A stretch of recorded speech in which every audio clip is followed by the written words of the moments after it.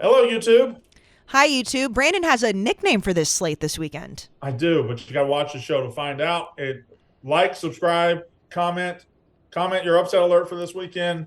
Comment your thoughts about Jack's haircut, and What? I don't know. They do it Really funny. anyway. No, I Comment don't on know why they Brandon's do shirt it. if you like Brandon's shirt. no, I could breathe around the little comment about it. I could Yeah. walk on water, and they would be Turn like, water into wine, baby. yeah, and they'd be like, why didn't he turn it into better wine, or why didn't he run across water? Just like All the right. show. Like, subscribe, enjoy. Hi, welcome to Unnecessary Roughness. I'm trapped in a phone booth. It's Barstool's College Football Show, brought to you by Helen. High noon hard seltzer. There's one sitting right next to me. Katie has it in her hands. The peach tall boy. We have the game day pack, the black cherry, pear, cranberry, grapefruit in front of us.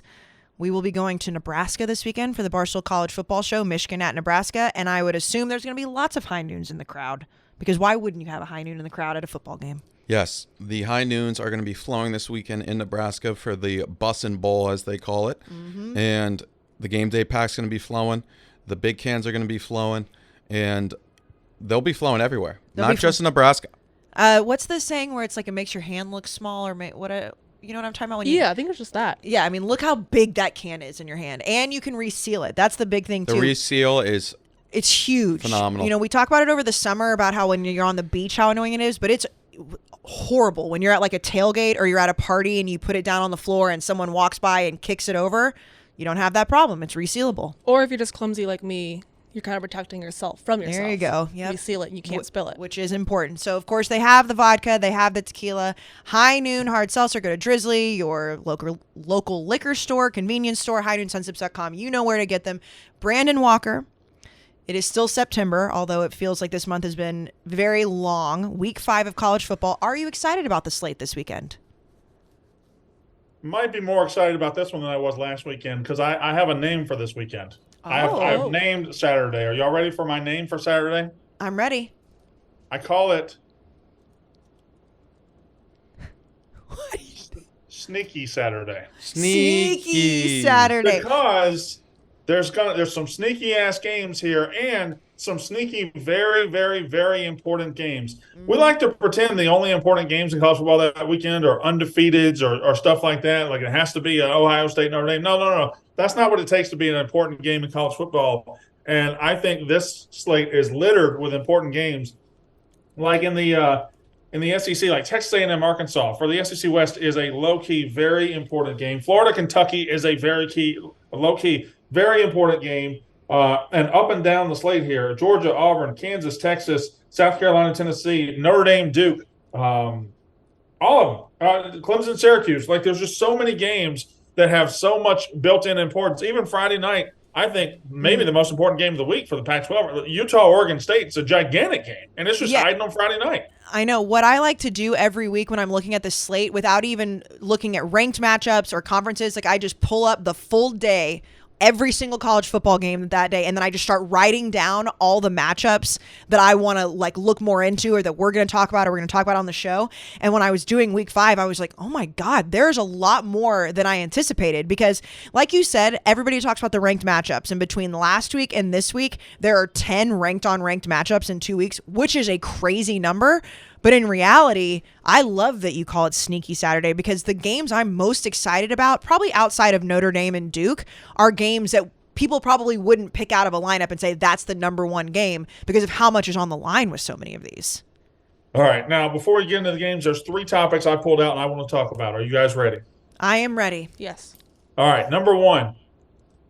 After a couple of years of everybody telling us that the NIL and the portal and all these things would kill college football, through 4 weeks, college football ratings are up as a whole about 10%. Ratings are skyrocketing this year.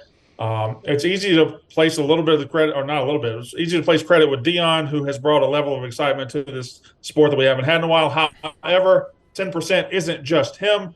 Ratings are up across the board. Ohio State Notre Dame was the biggest NBC game in 30 years. Ratings are exploding for college football. College football is exploding in popularity. And I guess the question to you guys is why? What do you credit to, Casey? I think there's more star power this year than there has been in the last few. I do think Dion brings a lot into that, but you're right. It's not 10%. I don't necessarily know exactly what it is, but I think it's the big names. I think these guys are able to market themselves a lot more to the general public, because before the NIL, and I mean, transfer portal is a different story, but before that, it was like, unless you paid attention to the ins and outs of college football, you may be able to name one guy, two guys, like the general pop, like Johnny Manziel or Tim Tebow or Cam Newton.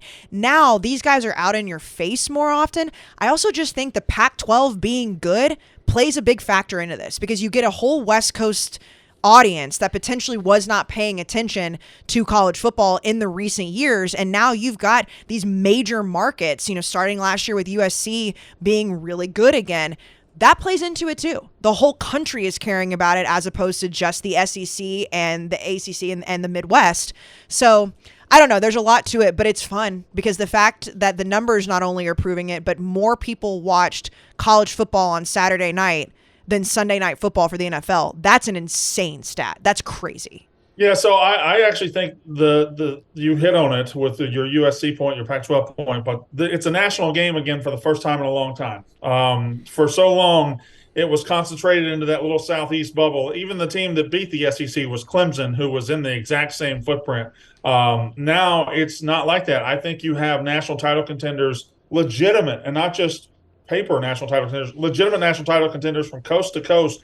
You got three on the West Coast alone, at least three. Washington, Oregon, and USC is who I'm talking about. Those are three national title contenders. Texas is up. Notre Dame is up. Ohio State obviously is up. Florida State is up. Like these big-time programs that have been slightly down or been waiting to get back up. Now it's not just let's play 15 weeks and wait and see who Alabama or Georgia beats for the national title. It's let's play 15 weeks and see who from this country is the best team. And I think the game going nationwide again is the reason ratings are up.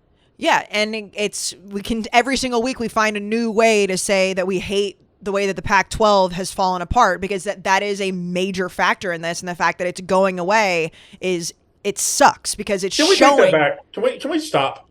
What if right now we led a charge, we started a petition? Hey, Pac-12, don't disband. Stay with what you're doing. Don't go to the Big Ten. Don't do that shit. Let's say psych. How about that? Say psych. Well, let's give them one chance to say psych. I wish that we could make that happen. We could, if we had a genie, we could do those wishes. The problem is that I don't think that the genie could give those schools enough money to keep them to stay, because I think that's the whole issue. The TV deals and the networks.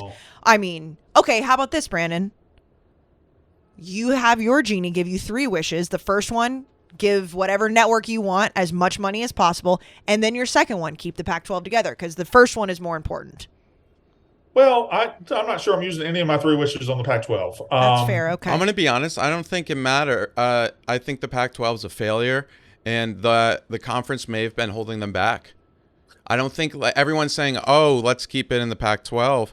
Yeah. They've been mismanaged so much. Yeah. Their TV deal, there's been huge games we can't watch. The Pac-12 network was a joke. Every CEO they've brought in has stunk. Maybe this is, and I think, it would be great if the Pac-12 stayed, but it would be great if the Pac-12 stayed if everything was regional. Like if everything was a regional conference. However, in this new era of college football, which is national instead of in its own regionals or regionality, I think it's good that these top tier programs are getting out. I don't think it's a surprise that these top tier programs are seeing some upticks when they're leaving. It's because the Pac-12, the conference failed them. They failed those. So everyone's saying, oh, let's keep the Pac-12. No, I'm actually done being sad that it's over. They were a failure. They hold those programs back, and I'm glad that they're leaving. But if you didn't have the Pac-12 disbanding, it would still kind of be regional. If you think about it, Jack, if you talk about the Pac-12 disbanding and all that, it is almost like if they've been able to wait 3 weeks or 4 weeks, and the Pac-12 or TV networks had seen how good the Pac-12 could have been and how it could have driven ratings this year, the TV deal would have been so much better. Like timing has got them just as much as anything. Like maybe not 3 or 4 weeks, but 3 or 4 months. But had they known, or had they been able to do this earlier, what they're doing this year, it never would have happened. But you're right. Listen, the last two Pac-12 commissioners have been garbage. They failed those schools, and now those schools had to go get better opportunities. But It's kind of like looking at a business and saying this business is like, we love this business, but then it's failing. And then it brings in somebody new and he fails. And it brings in someone new and he fails. If we as a podcast stunk and you brought in a new host, or let's say they replaced it and then the next one came in and stunk, then the next one came in and stunk, the podcast is dead. It's just how it works. It's you know, like we're not going to, oh man, but back in 1992, like, I don't care. Fair enough. Evolve. Survive in advance. Second topic. Okay. The feud keeps going. Lou Holtz stands by his remarks about Ryan Day and Ohio State, and I just think it's fantastic. I wish every sitting coach had a feud with an old right now. I think it's great.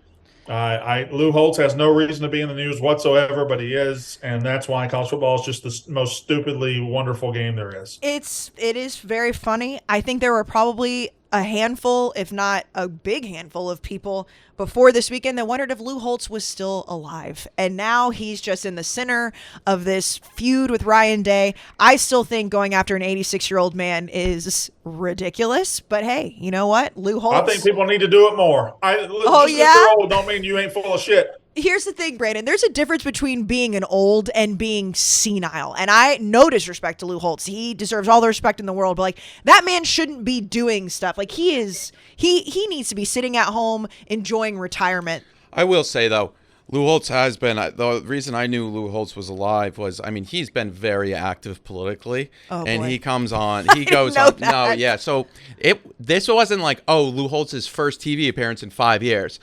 So He's been in politics? Yeah, he comes. He said he's been saying some crazy things. Oh, I didn't know that. Not to get into those, but just it wasn't like they were like, "Hey, Lou, how's retirement? You want to come on TV for the first time in 5 years?" No, he's likes been in the going, mix. Oh Okay. yeah, he's been in the mix. See, I'm not paying attention to Lou Holtz's political takes, so maybe I'm in the minority here, but it shocked me that he was still being rolled out to do those performances or appearances. All right. And Connor Wegman's out for the year, Casey. Brandon, I know people are sick of like the script writers thing, and it is like a meme that's just into the ground over and over and over. I just am convinced that if there were script writers for college football, they just hate A&M. Like, it's the most excited about a quarterback A&M has been in so long. And last year, it was like, okay, we're going to give Haynes King like the chance, and then Max Johnson had to come in. By the way, Max Johnson did beat Arkansas last year, so Max Johnson was better the other day than Connor Wegman was. Yes, but okay. Zach Wilson was also good when Aaron Rodgers got hurt. I'm not trying to compare the two, but when you don't think you have to be the guy and then you come in and the offense has been sputtering, Max Johnson lost his job to Connor Wegman for a reason. Now, Max Johnson could be fine. He could be great. But this, to me, was just like A&M had so much hope in bringing in Bobby Petrino, which, you know, whatever you feel about that, getting the quarterback, finally taking that next step, and then he just goes out and gets hurt and misses the rest of the season right before the Arkansas game. It's just like, oh, my God, it's September. I think you guys are going to be okay. I think Max Johnson is a really, really good – I think you guys were lucky to have a great backup.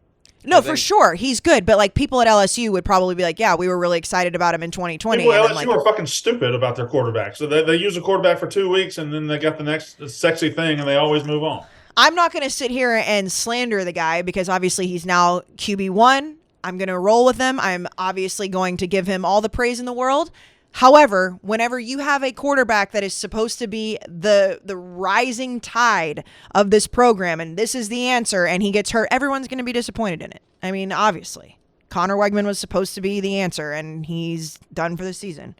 We have any other news that we need to talk about, Katie? I don't think so. I can do a quick check through. Oh, that video of the Oregon of Shiloh yelling at the it was just okay. I mean, that video was awesome just because it's so awesome to see those guys fail and whatnot. It was just, I love seeing behind the scenes stuff. That's what I think it comes back to. And what a great shot by the Oregon videographer. I think it's obviously it was a bad look for Shiloh, and I'm a little woke to it though. I'm a little woke to it because Oregon's videographer was out there taking shots, and they were able to get shots of Shiloh saying he wants to beat their ass and beat their coach's ass, and Colorado players doing all sorts of disrespectful things. I just don't believe there's a world where Oregon's players weren't also talking a little noise on the field, right? Of course they weren't. In warm-ups, these guys talk Or- shit to each other. That happens. That absolutely happens. They used it to make Colorado look bad because they got beat 42-6. And yeah, what Shiloh said was a little over the top. But at the same time, I guarantee you there weren't 85 choir boys wearing Oregon uniforms. No, and I didn't even touch it on social media because even if I try to defend anything, regardless, it's going to be like, you and Dion. But every single team talks shit to each other on the field. No. I reached out to a lot of people to be like, hey, who are on the field and whatnot prior to games. And I said, like, hey, what would you put this in context with? And a lot of the guys said, there's always trash talking. But, and this was something Oregon fans said, Colorado does this thing where your half of the field is where you stretch and warm up. Colorado really pushes the boundary. You're supposed to really stop around the 40-yard line. Shiloh was crossing it and whatnot. And they also said that's not really, you'll hear that more in the games, pregame. Okay. They said it was top tier trash talk and it's Dion's son, so whatnot. But a lot of people were saying that are on the fields prior to games. They said it's usually not that intense until the game starts. I will say the encroaching on the other side of the field, that would piss me off more than anything. Well, that's just stay away. Oregon fans were saying that before that video even came out, that prior to the game, Colorado was encroaching big time on Oregon's half of the field. I mean, this is all like little childish stuff, but it's stuff that pissed people off. Yeah. But I agree with you, Brandon. I'm sure there was some trash talking going on. But anytime one team won 42-6. This is where anytime you talk shit about anything, it's gonna come back to bite you because had Colorado somehow won that game, that footage probably wouldn't have come out. Unfortunately, history is told by the winners. Yeah, unfortunately, if you do talk a lot of shit and then you get your ass kicked, oh my God. Did you almost just shoot yourself out of that chair sneezing? Shut up. But the video was not a good look for Colorado. I mean, they can't be argued. So, well, it's also tough whenever you see, you hear Dion, who is very good at PR and sits up there and says all the right things and is talking about like all the things of respect, and then you see the players who are doing the opposite side of that. But that was pregame. Yeah, and guys get into it 100%. Of course. I mean, I don't. It's Dion's son. Like that's Shiloh. I wasn't surprised at all. I just thought when he was like, it's tough to be like, why are you so little? And then he got ran over like multiple times. And I think he was yelling at the skill position players. And I will say that I would assume it was the strength coach or one of them. He was like, they don't deserve your attention. That was an ice cold line. It was cinema. It was cinema. Yeah. And how they shot it and edited it. Shout out the Oregon media team. Well, and one last thing. Very good chance the Oregon strength coach knew that knew that was happening, and the Colorado people didn't, right? I'm sure. I mean, there's cameras everywhere, but I mean, I'm sure Shiloh saw that camera, but he didn't care. I mean, it's a show. I know he plays really hard. Did you see what he posted on Instagram? No. Shiloh's my guy. We follow each other, and I've been checking if he unfollowed me because there's this narrative out there that I hate Dion. He hasn't, but. Shiloh posted a highlight of him hitting an Oregon player really hard when they were down 28-0, and he captioned it #headache gang or something like headache soldier, which I love the confidence to do that and put it out there when you were losing 28-0 is just. I mean, you gotta celebrate your wins. Don't worry about the losses. I will say, Jack, the narrative of you hating Dion, I'm shocked that at polar opposite sides of this argument you and I have been on, that we haven't gotten into an argument about it. Well, we haven't because you know that I don't hate Dion, but I got labeled as hating Dion because of the field rushing thing. Yeah. Yeah, that was the problem. If you said anything in the first 3 weeks, that wasn't they're gonna play in the playoff, you were a hater. Yeah, I got told in a very viral TikTok by somebody who I've never seen in my life that to go to my clan meeting because I that was said ridiculous. that the I got called a booger, a pasty booger. A pasty booger. That's Dude, what I said. I Your think clan meeting wasn't even that night. I know, and it wasn't. But he said to go to my clan meeting.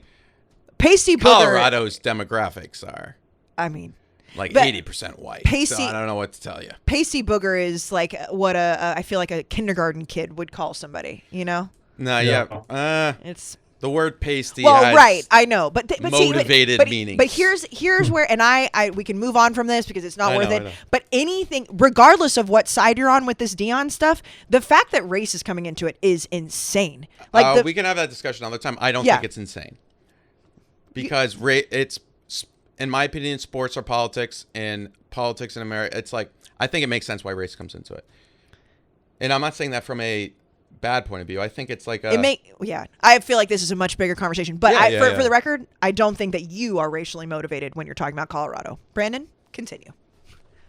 All right. So this Just weekend, keep it moving. this weekend is, of course, Sneaky Saturday. Before we get into Sneaky Saturday, I want to tell you about my good friends at Cars.com. Cars.com, the number one resource to go find your next possibility. Your car says so much about you in this country. I know we've talked about Casey ad nauseum. She's got a kid. She's going to get a car. But let's talk about me. Let's talk about me because I have multiple cars and I have multiple kids. So coming up, I'm going to need to buy them cars and I got to keep everybody on the road and stuff. Well, I don't know who my kids are going to turn out to be, but when we get to that decision, Cars.com is where we're going because they've got every possibility under the sun. Up to 50,000 cars are uploaded daily. Up to 2 million cars are available on the site at any point. Anybody they want to be is going to be available on Cars.com, and that's where we're going to find their next possibility. Cars.com, where to next? I can't imagine what Tommy Walker's car is going to say about him when It's that time gonna be the comes. most pimped out, Yeah. like extra, like the aftermarket. I mean, like the Monster add-ons, Truck is the at play lights. here, I think. I think Monster Yes. Truck is a possibility. Oh, absolutely. And speaking of Cars.com, Katie shot it. Jack and I did some Cars.com social ads where we debated some different topics for them. That was very fun. Brandon, just first answer that comes to mind. Number one head coach you could take a road trip with. Go. Brett Bielema. Okay. There you go. That was not one of our answers. So I think me and him are tearing the country up. We're stopping at every truck stop and eating. And but I got to be honest, we're gonna fart that car up. But it's gonna be a hell of a time. yeah, no, we did that. We did tailgate, food, and we did best Well, road who trip. was your really. guys' coaches? I bet you could guess mine. Mine's pretty easy. It's either Dion or Lincoln. Dion, obviously, Okay. and then his shocked me. I said Ryan Day. I just want to. I want to get it. Shit talk Lou Holtz. You want to go? Yeah, I like, just want Yes. to. I want to get into You it. want to hang out the side and hit Lou Holtz's mailbox with a bat while he drives? I want to get into it with him. You're not from Ohio. Why do you act like you're from Ohio? Yeah, and I asked him what the road trip would look like, and he said he wants to drive from Ohio to New Hampshire because that's where he's actually That's where he's from. So Jack, are you implying that it's not Ohio against the world because it's Ohio against the world, buddy?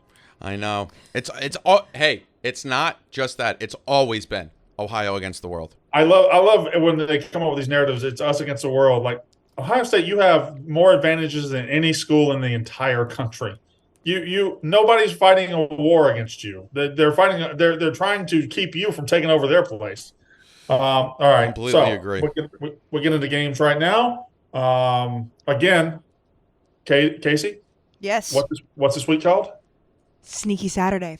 Yeah, I went ahead and named it. Sneaky Saturday plus one Friday night game because, as you mentioned, Utah, Two Oregon Friday night State. games. Well, there's multiple Friday night games. Two pretty Right. good Friday night games. But but Utah, Oregon State, sneaky, Yeah. very important matchup on Friday.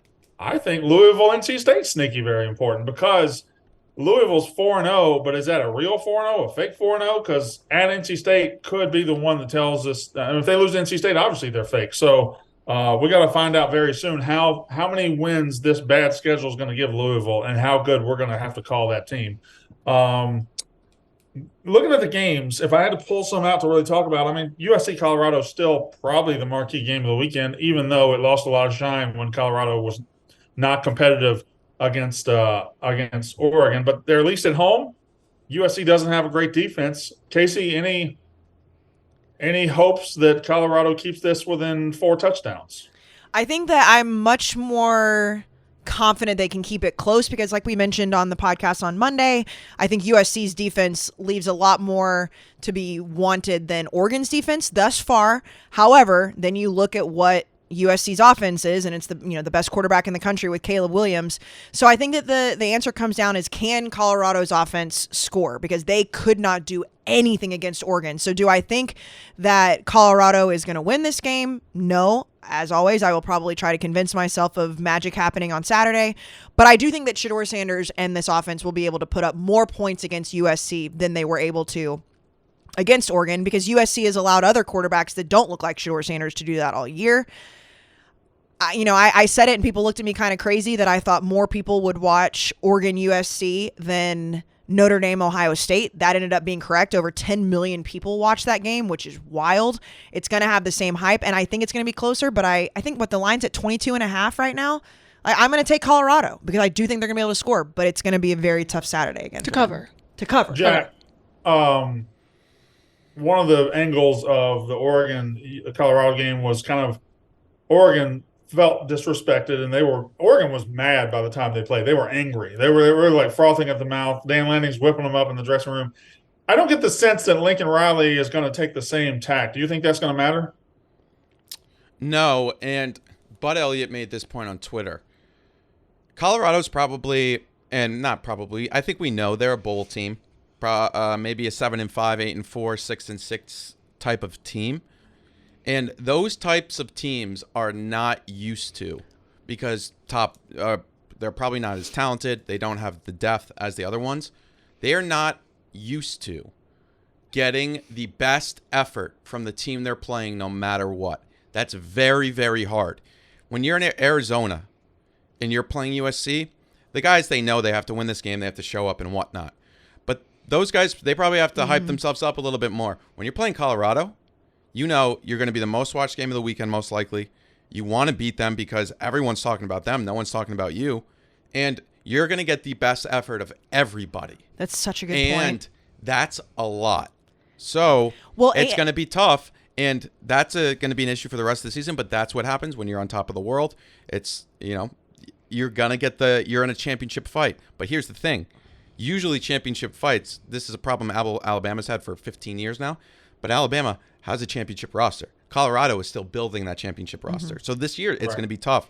But this game I'm interested to see. I think Caleb Williams, this is a huge chance for Caleb to really take back the grasp of the Heisman race, because, his stats have been good, but he needs a big 6-touchdown, 7-touchdown game. Well, and speaking of him, and I love that point because you're so correct, because they know that the whole world is going to be watching. And I know that in our little Barstool social media bubble, we take this stuff way more seriously.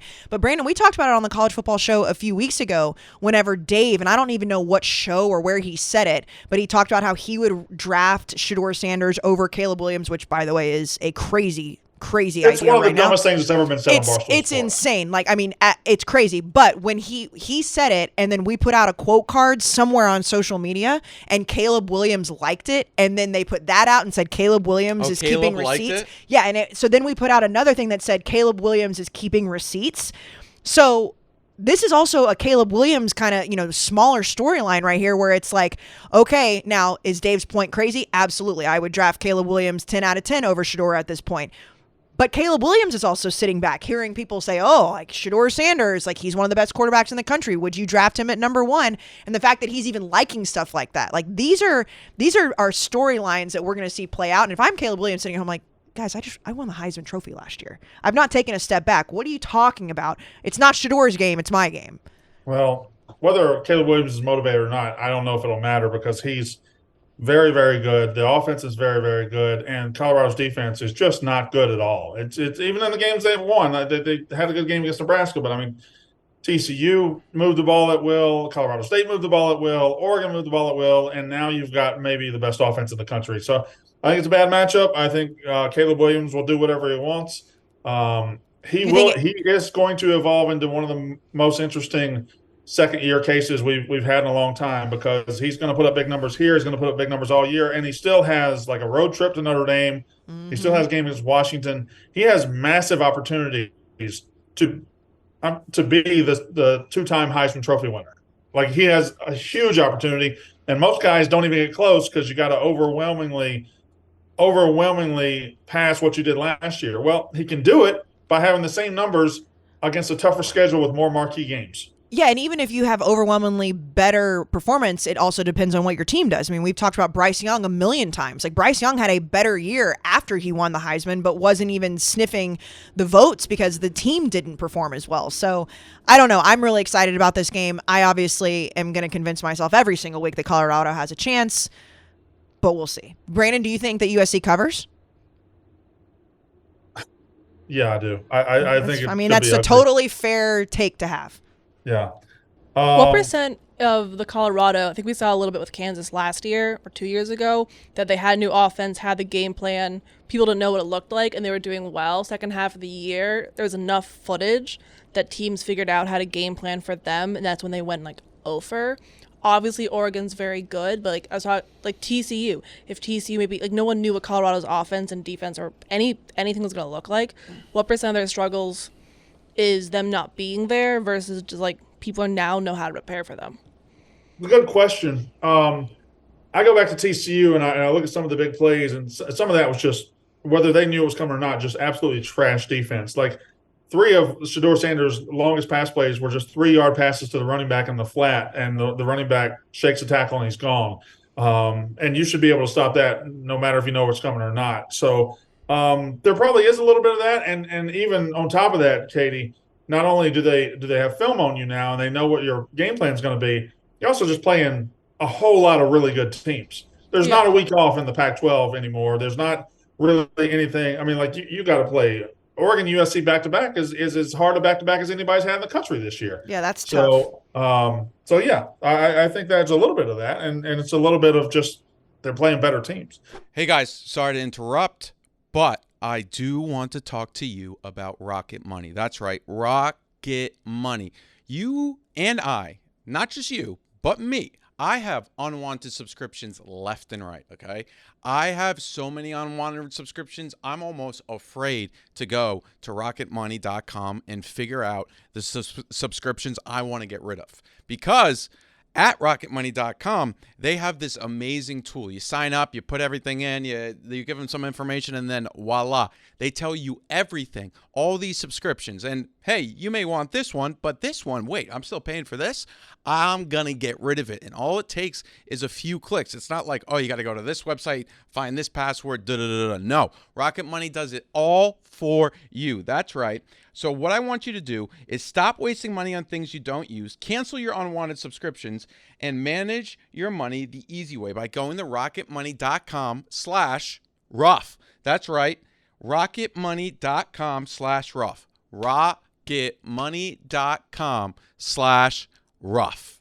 I look at this slate. I don't know what the number 2 marquee game is as far as like sexiness. So I guess we could just jump right into our categories and we can flesh it out from there. Yeah, I don't know if I would say it's super sexy, but I think Notre Dame Duke would probably be my second pick from a must watch. I mean, and you talk about a game that's more important in the race, because again, if you don't think Colorado has a chance, like, that game is sexy and everybody's going to be watching it. But Notre Dame Duke is a really important game for the playoff race, because if Notre Dame loses, then like their hopes are probably shot, right? I mean, if Duke wins. If Duke wins, I mean, we're talking about an ACC that looks a hell of a lot different than we thought it would going into this year. Right. I mean, If Duke wins, people have to actually start paying attention, right? Like they beat 100%. Clemson and went away, and everybody just started focusing on these other teams. What if Duke fucks around and beats Notre Dame? Like all of a sudden, they had to be in the top 10, wouldn't they? They would have to be, and it goes back to the exercise you did on this podcast a week ago, where it's like, okay, who's going to win the ACC? Who's second? Who's third? You better start really talking about, not even put Duke in the top 3. You better start talking about Duke winning the ACC. If they can go in and beat Notre Dame, because obviously we have to see how these games play out, but we just watched Ohio State come down to the very last play against Notre Dame, and we think Ohio State's pretty damn good, and we think that the Big Ten East is one of the most important races in the country. And if Duke then turns around and does the same thing that Ohio State does, I mean, against Florida State, against Miami, against North Carolina. Like those games, I mean, those teams, I don't know. I'm excited to see this. I think Notre Dame wins, but if Duke wins, we have a lot to talk about with them. All right. Now, if you could watch one game this week, is that correct? That's our first category. If you could watch one game and one game only, Jack, what are you watching? LSU Ole Miss. Brandon's leaving. I knew it said Charlie. Every fucking time I want to this motherfucker. I'm rolling with Why? LSU Ole Miss. It feels like LSU was knocked down on the mat, but they got up, and I think they've gotten up in a decent. I have a question, and this is a real question, and knowing what it says about my team. But did they get up, or did they just beat the shit out of Mississippi State? Well, I was going to continue on and point out that it's all good. This is a second game on the road against a team that may not be, I think may not be amazing, but it's on the road. It's at night. It's going to be a tough atmosphere. Can LSU go out there and beat up on Ole Miss? If they can, then I think the West it's going to be a real heavyweight fight between them and Alabama when they play later this year. Now, all that being said, also Ole Miss, yet again, we talked about it last week. We put out the clip too. Ole Miss fans were mad about it. Hey, Lane Kiffin, when's the last big game you've won? They pointed out last year, they beat number 7 Kentucky. Well, that team stunk. Oh, they beat Mississippi State. Okay, rivalry game, I'll give you that. But outside of that, I mean, he hasn't really had these mass. And then they pointed out the golf ball game against Tennessee. Okay, that's terrible that year. I know. That's retrospect. That's looking at Tennessee, what they did after the fact. So what I'm saying is, this would be his biggest win at Ole Miss. Oh, definitely. So can he do it? Now, that's why it's my most exciting game. Now, so I'm all in. I can't wait to watch this game. Well, I'll just piggyback right there since I had the exact same game. For all the reasons he said is one thing, but number two is it's just going to be a lot of points. I think Ole Miss's defense isn't very good. I think LSU's defense is okay. But I think Lane Kiffin's going to score at home. He's going to score 30 or 40, and LSU's going to score 30 or 40. I think you're looking at possibly a 38-35 game. I think it'll be up and down the field all night long, and that's why I think it's a very exciting game. Casey, what's yours? This is maybe a biased one, but A&M Arkansas. Every single year, this game is crazy. Obviously, last year when A&M won, with the missed field goal and all that, and I went toe to toe with the crazy Arkansas fans. Which, by the way, Jack, I haven't done a heat check on them this year. How are they equally? They're in hell right now because they are realizing that their big titty coach is not that good. Go ahead, Brandon. You know what they're realizing? Brandon Walker was right. Brandon Walker was right. His ass lucked into a fake 9-4 season a couple years ago, and it was the worst thing that could have happened to you because he sucks. He's not a good coach, and now you idiots are learning. So apologies. My DMs are open for apologies. If they're not blocked. Yeah, if they're not blocked, or muted for me. And I will say that this is the game last year whenever I had that girl going after me talking about my looks, and then I announced that I was halfway through my pregnancy the next day, and Arkansas fans were trashing my pregnancy. This was a tough week for me versus Arkansas fans. But I will say that this game, regardless of if Arkansas is bad or good, whether A&M is up or down, weird things always happen. It's a thing I've said over and over and over. Jerry World, being in Arlington, the Cowboys Stadium, and now we see that A&M is without Connor Wegman, has Max Johnson, all the things we talked about earlier. And, Arkansas has the ability to keep games close. We saw that last week against LSU.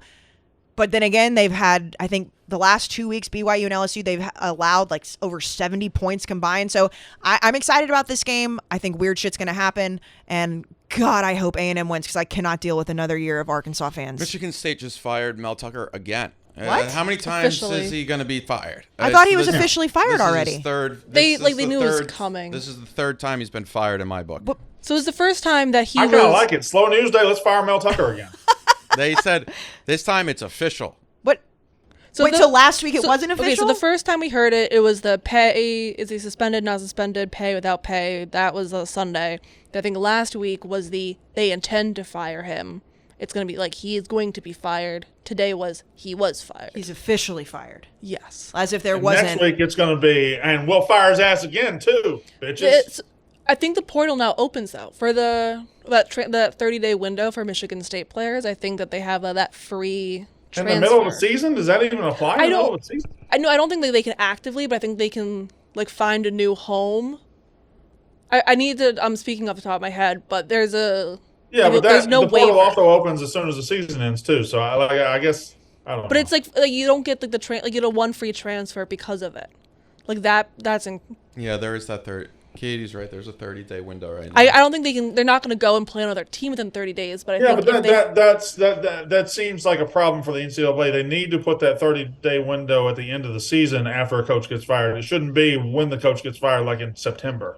Like because you would think, but when is the NCAA does something that makes sense? You got guys Also that are trying to win games and win spots and win jobs and play.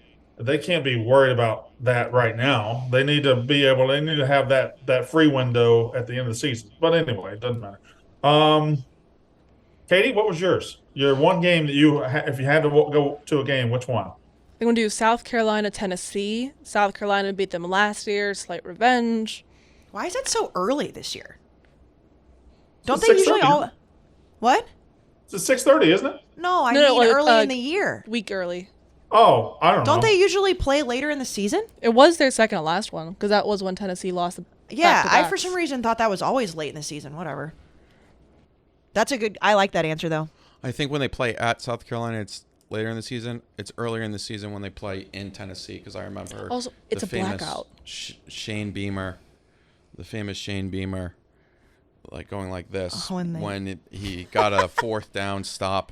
Yes. When he was down 37-0 or something. Hey, Joe Hey, Milton versus a sneaky Spencer matchup Rattler. of crazy motherfucking fan bases. Yes, and quarterback. I mean, that you want to talk about like a sexy game, but like Spencer Rattler, Joe Milton, like the quarterback, the personalities and the hype around those two. That's a pretty sexy matchup. Also, Tennessee has blackout uniforms that I think are awesome. They're always awesome.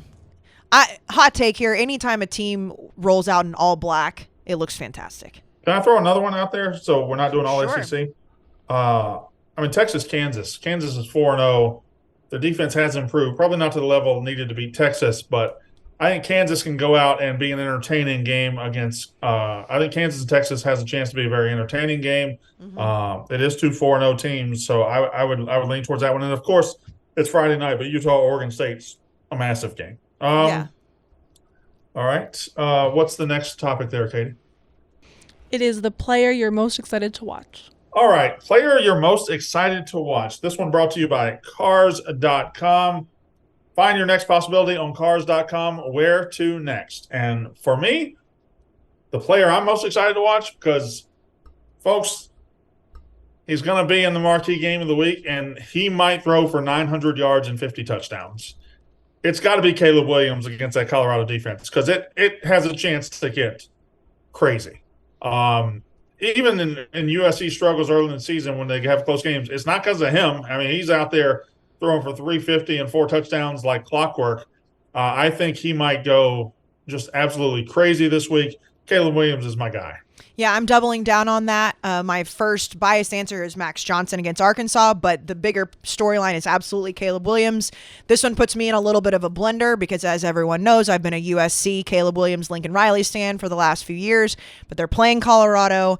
I think that when we look at this matchup on Saturday night, Sunday morning, when we do our reaction podcast, we're going to have the same storyline that we've seen in the past, where even if USC's defense gives up X amount of yards to Shedeur Sanders, that Caleb Williams is going to have an absolutely epic day. I think Colorado's defense is not near as bad as some of the defenses they've played, but they're definitely at the bottom of the Pac-12. And I think Caleb Williams is going to have an absolute show. He has a point to prove. Maybe it's just to himself, but that he is the best quarterback in this game. He's the reigning Heisman Trophy winner, and the entire world is going to be watching. Everybody is going to be watching this game. We thought Oregon, Colorado was a big one. You've got the USC pop as well. So I think it's definitely Caleb Williams. Jack, player you're most excited to watch. I'm rolling with Riley Leonard at Duke while he plays good one. Notre Dame. I feel like he's kind of frozen right now. Okay. All right. Yeah, you were frozen. You were frozen. Anyone? You're a little bit better now. You were talking Okay. and then you stopped, so we knew there was no way you would actually stop talking. Anyways, Yeah, it's Pete's internet. what office are you in? Isn't there a I'm in new the Chicago office. Oh, never mind. When Riley Leonard steps out onto that field, he's going to be going out against a really, really good defense. We know Riley Leonard played pretty well against Clemson, which their defense, I would still say, it's a top 25 defense in the country without a doubt. So he has had good games, but this Notre Dame defense is a little bit higher. I want to see how he performs against them in a marquee spot. He performed in a very, very well in a marquee spot on Monday night to open the season. I want to see, and I think Riley Leonard, if he has a good game here, I mean, Are you going to do it? I mean, Heisman, the There you go. Heisman talk is not going to be outlandish because in the game's sense, he's put up really good numbers. I have a question, just kind of off topic really quick. And I know that it's easy when we're in the recency bias, but has there been, we're going into week 5, so we played a month of college football. In the last however many years, do you remember the Heisman Trophy race having this many guys that we could sit back and be like, oh, he could potentially be there this weekend. He could potentially be there. Like, I feel like it's usually like a much smaller amount. We don't know who's going to win it, but I feel like every marquee game, every week, we're like, well, this guy, if he has a big game, he could get into the race. And it's actually not a crazy take. Like, Riley Leonard could be that guy. There's no way we would have thought that before the season. Yeah, I just don't think we really even have a race yet. I don't think we've narrowed down even a little bit at all. I think everybody who was possibly in it early is in it now. And the reason is, Casey, to be honest, there's more good teams this year than there's been in a long time. Right. There's more teams that have hope and a chance. Like Pac-12 legitimately has 5 or 6 really good teams and like 3 or 4 real playoff contenders. Big Ten has 3 playoff contenders. ACC now has multiple teams that are better than we thought they were. So I think there's just more good teams. Thus, there's more players that have chances. It's true. It's a good point. All right. Katie? I believe Katie is up for the player. Yes, I'm going to go with Devin Leary. I, at least in the preseason, was very high on him, interested in what he's going to look like at Kentucky. Kind of starting to say it's not going to work. I think this, at least for me, is a boom or bust game for him. If he doesn't show up in the spotlight versus Florida, I'm going to have to pull back my take and say he's not where I thought he would be. So I'm interested to see how he looks. So this is a key game for me because if Florida goes on the road and beats Kentucky, I think Florida is officially a team that needs to be talked about, and they would then earn the ranking that they've already been given. I don't think they should be ranked right now because they beat Tennessee, who I don't think is all that good. I think Kentucky's better than Tennessee. If they go and beat Kentucky, Napier is officially kind of grabbing the reins of being that dude, and we'll Florida see, fans though. will be Kentucky, insufferable about it. and you know what? You talk about that Texas A&M Arkansas game always being crazy. The Florida Kentucky game is always a little nuts too. Yeah, It's always that's something. true. All right, next would be your under the radar game. Jack, I'll let you go first. My under the radar game is Clemson Syracuse. Ooh. It's unbelievable. It's unbelievable. Is what No it is. way. That's yours too? No way. It's, So it's unbelievable. It's fucking amazing. By the way, I've been noticing this like throughout this, but like we both do that same thing, like where we show our papers to like Yeah. prove our points. We're like, no, see, we wrote this down. Like Let me tell you why. Clemson Syracuse is under the radar. Clemson's 2-2. They're still a very talented team. Yep. They lost to Duke on the road, and they lost a very close game. Florida State could have gone either way.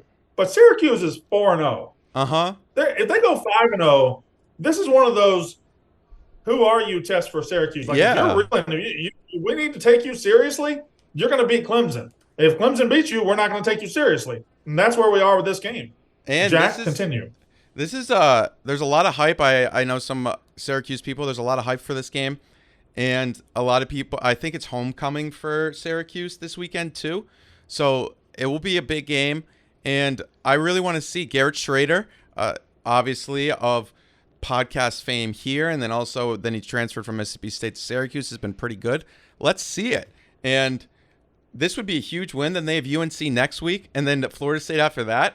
Can they run the gauntlet? This is their gauntlet of the season, and next week, I mean, imagine undefeated Syracuse and UNC going at it. Also, it's a 6.5 spread. Yeah, Like, no, I mean, yeah. Like, obviously, it makes sense. Clemson's down, but just still hearing Clemson versus Syracuse is under a touchdown. It's gonna be a. I'm excited to watch this game. Well, and Katie, to that point, that's why, when people are like, oh, like, Clemson, like, whatever, it's because the fact that our brains are still wired that way. It's like we see that line, we're like, it's only a touchdown? Like, are you crazy? It's because that's how much of a stronghold Clemson has had on that conference. I don't know if this one's technically under the radar because we're going to be there, but Michigan, Nebraska, and I know Nebraska stinks. I get that. I understand. If you talk to Will Compton, it's because they turned the ball over, which is like, yeah, no shit. Michigan, I still have them to win the Big Ten, but we have seen Michigan show some weakness. We have seen J.J. McCarthy have 3 interceptions in a game. He had no business throwing an interception, and I do believe Michigan's going to win this game, and it's going to be fine, but it's in Lincoln. We're going to be there. I know Nebraska fans are very excited, and I know that, on paper, it's like, okay, whatever, keep it moving. Nebraska stinks. Would it surprise anybody if Nebraska gets up for this game and Michigan is able to, it slips a little bit? Define up. Like, gets up for this game. I think it's going to be the same as every Michigan game this year. They're not going to be all that good offensively early. It's going to be close, and they're going to win 31-7. They win every game 31-7. That's the rule. I mean, yes, they are a second-half team by the definition. I think it's going to be a lot closer early. I do believe Michigan will handle business, and maybe it's just because I'm excited to be there. I've never been to Lincoln. I know Nebraska fans are trying to figure out, like, is the Matt Rule experiment, the Matt Rule era going to be good? I don't know. I'm kind of excited to see what Michigan does against them. Are you guys going to the game? Do you know? I don't know that. If you do, let us. You don't know, Casey? No, I don't know what's happening. Oh. I know that the plane is not leaving until much later than the show, which tells me we are. Oh, I didn't know if Dave texted you. Dave texted me and another number yesterday and said, "Do you guys want to?" I don't even know if I should say that. Maybe do you don't guys say. Want to go? Do you guys want to go to the game? And I was like, "Yeah, I want to go." And then the other number replied, "Sorry, wrong Casey." I wonder which Casey it was. I bet I know exactly which Casey it was. But when you guys go, if you end up going. So the answer is yes, we're going to the game? Yeah, I think so. Okay, I'm just gonna text Dave right now and be like, so I heard you were asking. Yes, I'd like to go to the game. You have to let us know about the attendance, like if it's actually real or they're just buying tickets. Oh, it hasn't been real in years. But I'm sure for this game it will be. This game it will be real. Yeah. Because it's Michigan and yeah. All right, who's on upset alert? I'll go first. My game is Houston. I thought you just said yours. No, I'm sorry, that was Casey. Go. Other Casey. Houston, Texas Tech. I think those are 2 teams, the Big 12, that are not performing where they should be. And I think what we previously thought was a loser bowl of like Houston, West Virginia. West Virginia's played their way out of that. I think this might be it. Obviously, like you have Oklahoma State, Iowa State, but Texas Tech, if they lose this, that season just got a lot longer. Piggybacking on that, first of all, the 4 teams that have entered the Big 12 have been a complete dud. And secondly, the Big 12 is fucking garbage. Outside of Texas, yeah. It's awful. Well, and we'll see about Oklahoma. I know that I have an opinion about Oklahoma, but we'll see about Oklahoma, and we'll see about Kansas. But besides them, like Oklahoma State's bad, Iowa State's bad. All 4 of the new teams have been bad. Outside UCF's been fine. But it's just really fucking bad. But Brandon, that's why with the Oklahoma take, and I know Oklahoma fans Baylor sucks. Baylor's terrible. That's why the Oklahoma take that you have, like, I understand what you're saying, like Oklahoma in a vacuum is bad, but the conference is so wide open outside of Texas that I can't say that Oklahoma is bad because they could very easily be the second best team in the conference and not even really have to try to be. Well, the second best team in the conference might suck because the conference sucks. But that doesn't mean they're bad. Yeah, no, it still would. The Red River Shootout is gonna be one of those games, which is always fun as gamblers. Next week, right? It is next week. Is it? Yeah, the first weekend of October. Yeah, the Texas State Fair. That game is always fun because you always want to take the over. It's a fun game if you're a gambler. It's a fun game for college football fans in general because of rivalry. But that game is also just such a nut-cutting time game for Oklahoma because they got humiliated last year. And if you're better and Brent Venables is making you better and that culture is better, you can't lose to Texas by 50 points. Hypothetically, what happens if they go and do a zero burger again? What is God. I mean, Brett Venables might not. They're bad. Well, Period. Oklahoma fans, it's like, Brandon, I mean, you say, like, you could lose every game every year, but as long as you beat Ole Miss, like, you're a little, you're happier. I've never said that. You've never said that? I've never said that. That's a lie. I will never say that. Really?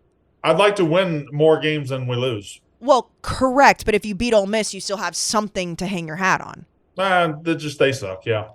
I don't know. I'm just saying, the Oklahoma fans, if you say they put up a 50 burger on them again, and it's 100 points over the last 2 years, and you've scored nothing, Reynolds gone. that's just not something you do. I mean, look at Ohio State, Michigan. If you lose to your rival every year, even if it's 2 or 3 years in a row, your fans hate you for it. All right. Upset alert. Casey, who's on upset alert? I put LSU here. We've already talked about the game, but I put LSU here. Katie? Sorry, I just saw a tweet that potential candidates for Michigan State, like PJ Fleck is on that. Matt Campbell is on that. Who? That's the dumbest thing I've ever heard. Sorry. I think Clemson's an upset for Syracuse. All right. Jack? Yeah, I don't really have a lot of upset alerts this week, so I guess I'll just go with Clemson, which is going to be tough. Or I think it has to be Notre Dame. yeah, Notre Dame. Yeah, That line scares me. That game's going to be great. I know I said A&M Arkansas is my only one to watch just because of my fandom, but as a whole, that one is definitely I think that's what's the most important game of the weekend, right? I want to protest it so bad. What are you Wouldn't you protesting? That game. No, I she hates don't Duke. want to watch it, but I also really want to watch it. Brandon, you said sneaky Saturday because obviously there's a lot of things that are sneaky important. Wouldn't you say Notre Dame Duke is the most important game for the playoff race this weekend? It depends on the result, right? Like we can all say going in what might be but like Colorado beating USC would be massive Well, for the playoff. Like Nebraska beating Michigan depends on the result. But going in, I mean, Ole Miss at LSU. If LSU takes a second loss, that's huge for the playoff. I think there's the SEC's really playing ball this weekend, and the other conferences kind of aren't. You know who we haven't talked about at all? And I think this is a low key. I wouldn't put him on upset alert, but I'd put him on. Let's circle this game and watch. Carson Beck hasn't had to start a game outside of Athens, Georgia yet, and they're going to Auburn. Auburn just kind of got embarrassed last week against Texas A&M, but Hugh Freeze probably has a good punch in him somewhere. Don't be surprised if Auburn gives Georgia the business this weekend. At least stays close to them. Carson Beck again hasn't started outside the state of Georgia. He's going to have to go to Auburn in front of 95,000 cult members and have to show out. Like, I would circle that game as to just – I don't think Georgia's going to get beat, but just watch it. Keep a close eye. Auburn's offense can't score on Georgia's defense, I don't think. That's why they're going to score 28 points, Casey. Okay. Just because I said that? Yeah, because last week they got embarrassed. Okay. And Hugh Freeze is a good offensive coach. I think Yeah, no, he'll he figure it out. is. He is. They just – I mean, yeah, and A&M's defense is good, so okay. All right. I think that's about it. We're about at the end here. Yeah, I think so. All right. How's everybody doing? Feeling good. We'll be in Lincoln at 12:30 local time, 1:30 Eastern online. Yeah. So we will be there on Saturday. Come out and see us. Anything else? No, I think we can end it Oh. right there. So Well, that- I think that, I mean, I'm saying this and I think we've already agreed. We'll be live every Saturday now. We've decided that, right? yeah, I think we've decided that. Yeah, we've decided that. We tried it out one weekend because of how late everything was. It was against the Colorado State game. We love it so much. We're going to be live every Saturday. Now, this weekend is going to be interesting because Mississippi State plays at 8 o'clock, so they'll be upsetting Alabama as we start the show probably. So Yes. it'll be fun. All right. We'll end her right there, and we'll come back on Saturday night for our rapid reaction. For everybody, that is Unnecessary Roughness.